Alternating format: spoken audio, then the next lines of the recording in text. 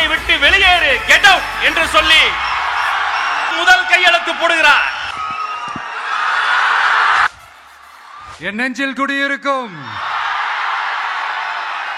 ரெண்டு பேரும் பேசி வச்சுக்கிட்டு இந்த செட்டிங்லாம் பண்ணி வச்சுக்கிட்டு மாற்றி மாற்றி சோஷியல் மீடியாவில் ஹேஷ்டாக் போட்டு விளையாட்டுருக்குறாங்க. இங்கே என்ன நடந்துக்கிட்டு இருக்கு? அதாவது இவங்க ரெண்டு பேரும் அடிச்சுக்கிற மாதிரி அடிச்சுப்பாங்களாம். அதை நாங்கள் நம்பணுமா? மக்கள் நம்பணுமா? What bro, it's very wrong bro.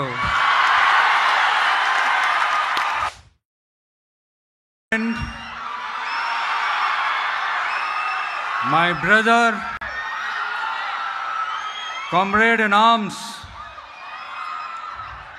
founder, Jan Suraj Party, Thiru Prashant Kishor அவர்கள் இன்னைக்கு நம்மளுடைய இந்த தமிழக வெற்றி கழகத்தினுடைய 2ஆம் ஆண்டு துவக்க விழாவிற்கு சிறப்பு விருந்தினராக கலந்துக்கிட்டு பேசியது மிக்க மிக்க மகிழ்ச்சி. அவருக்கு என்னுடைய மனமார்ந்த நன்றியை தெரிவிச்சுக்கிறேன். We are an emerging primary political force in Tamil Nadu politics with a firm commitment to create history in the upcoming 2026 assembly elections of Tamil Nadu, like 1967 and 1977 assembly elections of our state. Without compromising our party's ideological principles at any cost, I am here to collaborate and work with you towards upholding the secular and democratic ideals in TN and beyond. என் நெஞ்சில் குடியிருக்கும்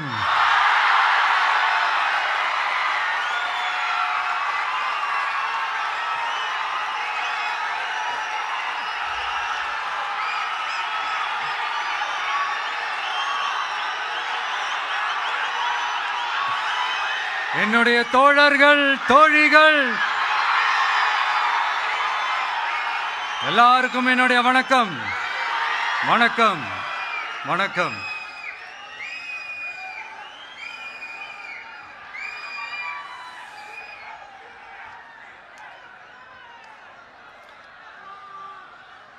இந்த அரசியல்னால வேற level தான்ல.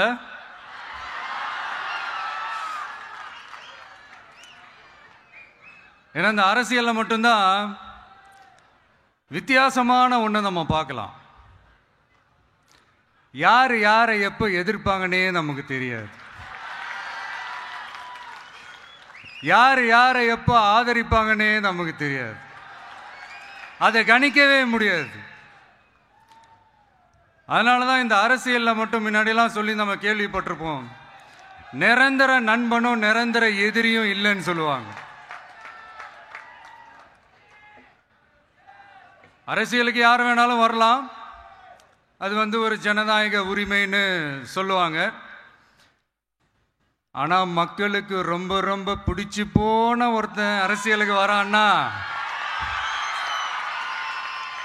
அதை கண்டிப்பாக நல்லவங்க எல்லாம் வரவேற்பாங்க. ஆனால் ஒரு சில இந்த அதிகார இல்லை அது வேணாம், ஒரு சில பேருக்கு மட்டும் கொஞ்சம் எரிச்சல் வரத்தானே செய்யும். அது இருக்கும் தானே. என்னடா இவன் திடீர்னு ஒருத்தன் என்ட்ரி கொடுத்துட்டானே, இது வரைக்கும் நாம சொன்ன பொய்யெல்லாம் நம்பிக்கிட்டு மக்கள் நமக்கு ஓட்டு போட்டுக்கிட்டு இருந்தாங்களே, ஆனா இப்ப இவன் சொல்றதெல்லாம் பார்த்தா மக்கள் மனசுக்கு ரொம்ப நெருக்கமா வேற இருக்குது. அதுவே நமக்கு ஒரு பெரிய நெருக்கடியாகவும் இருக்குது. இவனை என்ன பண்ணலாம், என்ன செய்யலாம், எப்படி இவனை இது பண்ணலாம், க்ளோஸ் பண்ணலாம்.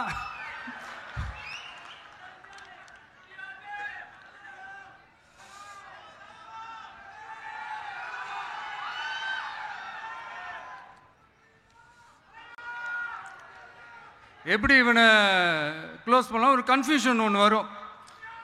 அந்த கன்ஃபியூஷனில் கத்துறதா கதறதா என்ன பண்றதுன்னு தெரியாம வர்றவன் போறவன்லாம் கட்சி ஆரம்பிக்கிறான்னு சொல்லி இப்படி ஏதாவது பேச ஆரம்பிப்பாங்க. இப்போ நம்ம ஆட்சியில் இருக்கிறவங்க நமக்கு எதிராக பேசுறாங்க இல்லையா, அந்த மாதிரி. இப்படிப்பட்ட ஒரு அரசியல் காலத்தில் கொஞ்சம் கூட ஒரு பயம் இல்லாமல், ஒரு பதட்டம் இல்லாமல், வர்ற எதிர்ப்புகள் எல்லாத்தையும் சும்மா லெஃப்ட் ஹேண்டில் டீல் பண்ணிக்கிட்டு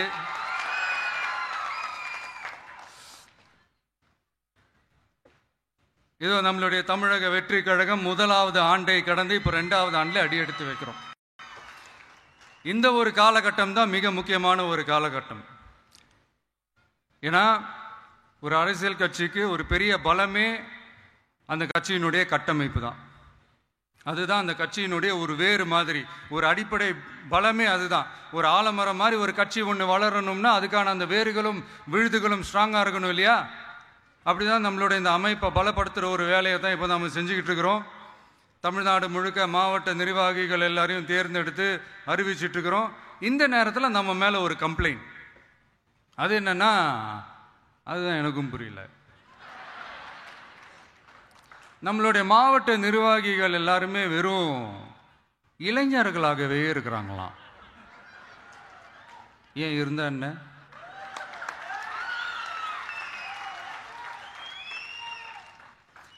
அறிஞர் அண்ணா அவர்கள் கட்சி ஆரம்பிச்சப்பா அவர் பின்னாடி நின்னதும், புரட்சி தலைவர் எம்ஜிஆர் அவர்கள் கட்சி ஆரம்பிச்சப்பா அவர் பின்னாடி நின்னதும் வெறும் இளைஞர்கள் தான்.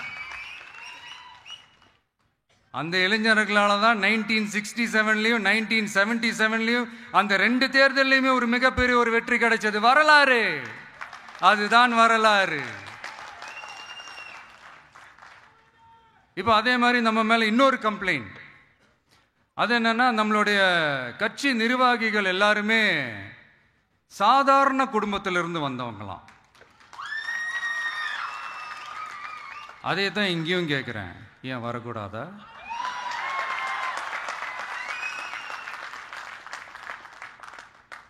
சாதாரண குடும்பத்திலிருந்து வந்தவங்க தான் பெருசு பெருசா சாதிச்சிருக்கிறாங்க. இன்னும் சொல்ல போனா நம்மளுடைய கட்சி எளிய மக்களுக்கான கட்சி தானே. அப்படி இருக்கும்போது நம்மளுடைய கட்சி நிர்வாகிகளும் எளிய குடும்பத்தை சேர்ந்தவங்களா தான் இருப்பாங்க. நம்மளுடைய கட்சி ஒன்றும் பண்ணையாறுகளுக்கான கட்சி கிடையாதுல்ல.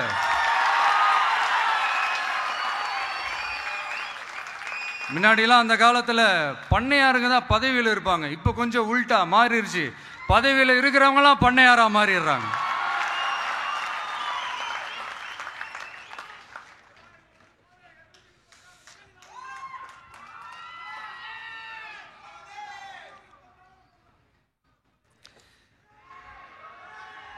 மக்களுடைய நலனை பத்தியோ, நாட்டோட நலனை பத்தியோ, வளர்ச்சிகளை பத்தியோ எதை பத்தியும் கவலைப்படாம பணம் பணம் பணம், எந்தெந்த வழிகளில் எந்தெந்த ரூட்லலாம். இப்படிப்பட்ட இந்த மைண்ட் செட் உள்ள இந்த பண்ணையார்களை அரசியலை விட்டே அகற்றுவது தான் நம்மளுடைய முதல் வேலை.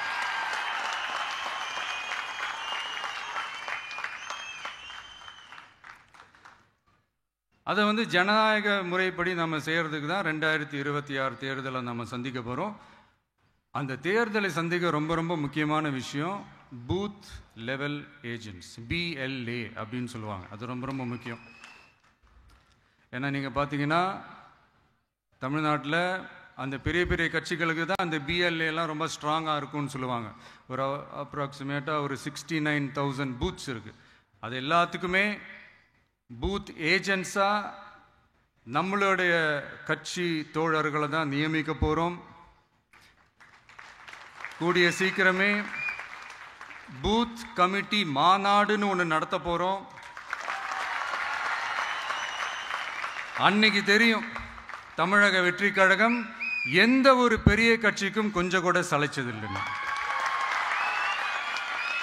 அன்னைக்கு தெரியும் தமிழக வெற்றி கழகம் தமிழ்நாட்டில் முதல் சக்தியா, முதன்மை சக்தியா, பவர்ஃபுல்லா இருக்குதுன்னு அன்னைக்கு ப்ரூவ் ஆகும். இப்ப புதுசா ஒரு பிரச்சனை ஒன்று கிளப்பி விட்டுட்டு இருக்கிறாங்க. மும்மொழி கொள்கை.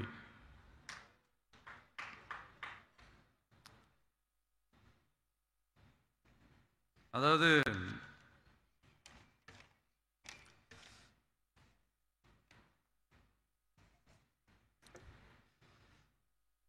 இதை இங்க செயல்படுத்தலைன்னா இந்த கல்விக்கான நிதியை நம்மளுடைய மாநில அரசுக்கு கொடுக்க மாட்டாங்களாம். இந்த எல்கேஜி யூகேஜி பசங்க சண்டை போட்டுப்பாங்க தெரியுமா, அந்த மாதிரி கொடுக்க வேண்டியது அவங்களோட கடமை, இங்க இவங்க வாங்க வேண்டியது இவங்களுடைய உரிமை. ஆனா இவங்க ரெண்டு பேரும் இங்க எவ்வளவு சீரியஸா ஒரு பிரச்சனை ஓடிட்டு இருக்கு. இவங்க ரெண்டு பேரும் அதாங்க நம்ம பாசிசமும் நம்ம பாயாசமும், அதான் நம்ம அரசியல் இனிமையும் கொள்கை இனிமையும். ரெண்டு பேரும் என்ன பண்றாங்கன்னா, ரெண்டு பேரும் பேசி வச்சுக்கிட்டு இந்த செட்டிங்லாம் பண்ணி வச்சுக்கிட்டு மாத்தி மாத்தி சோசியல் மீடியாவில் ஹேஷ்டாக் போட்டு விளையாட்டுருக்கிறாங்க.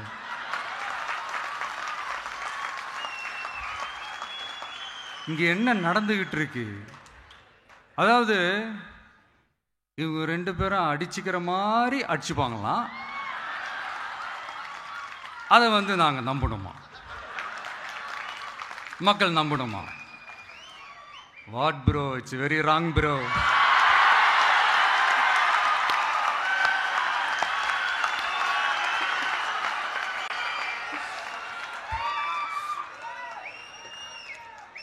இதுக்கு நடுவில் நம்ம பசங்க உள்ள பூந்து அங்க ஒரு சம்பவம் ஒன்று பண்ணிட்டு டக்குன்னு வெளியே வந்துடுறது. டிவி கே ஃபார் டிஎன் அப்படின்னு சொல்லி. யார் சார் நீங்களா? எங்க சார் இருக்கிறீங்க? ஸ்லீப்பர் செல்ஸ் மாதிரி.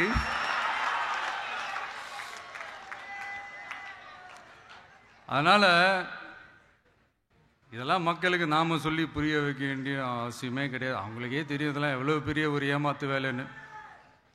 நம்ம ஊரு சுயமரியாதை ஊரு. நாம எல்லாரையும் மதிப்போம், ஆனா சுயமரியாதையை மட்டும் யாருக்காகவும் எதுக்காகவும் விட்டு கொடுக்க மாட்டோம்.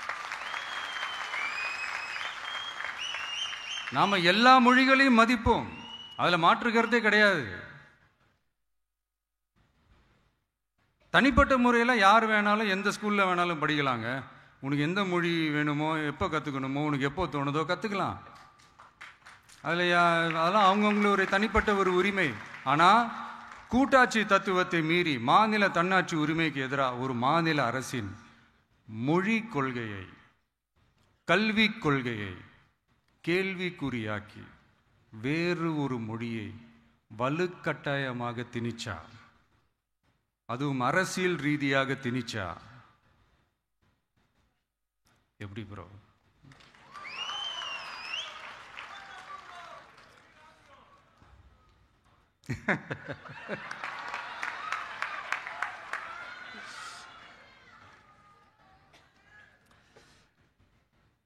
அதனால நம்மளுடைய தமிழக வெற்றி கழகம் சார்பாக நாமளும் இந்த பொய் பிரச்சாரங்களை எல்லாம் புறம் தள்ளிவிட்டு இதை நாங்கள் உறுதியாக எதிர்ப்போம்.